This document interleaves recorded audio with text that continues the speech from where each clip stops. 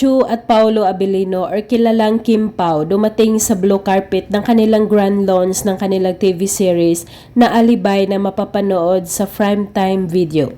Kim Chu at Paolo Abilino are known as Kim Pao. Thank you sa 33 official fan group. Makakasama din nila ang mga baguhang artista na sina Ruby Jaworski, panganay na anak ni Dudut Jaworski at Mikey Cuangco, at Angelina Montano na panganay na anak ni Cesar Montano at Sunshine Cruz. I'm just grateful to be here.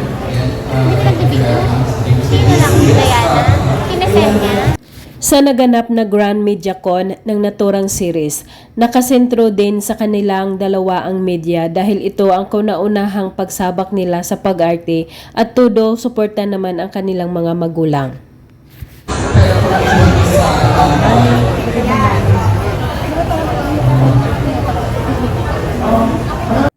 Unang nagsalita at nagpaabot ng pasasalamat si Paolo Abilino sa pag-akyat nila ng stage habang nasa tabi lang niya si Kim Chu sa mga media na dumating at ang iba pang mga tao.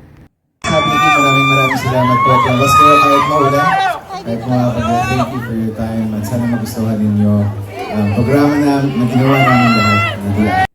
Sumunod naman na nagpapasalamat si Kim Chu at palaging nakangiti at makikita ang kasiyahan nito.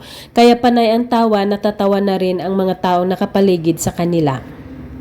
Both series, oh, so excited. Siguro mga 70%. Yes, pero very proud.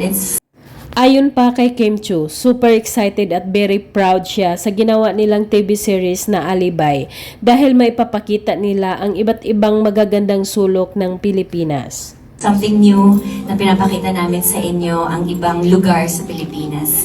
So yes, please enjoy dahil kakaiba po itong ipapakita namin ni Paolo Farah. Tinanong si Kim Chu ng mga press kung ano ang nagawa niyang alibay kay Paolo Abilino at nasabi nga niya ang tungkol sa sitserya na ayaw niyang aminin kay Paolo na sa kanya yon. Sabi niya, laki ng tiyan mo.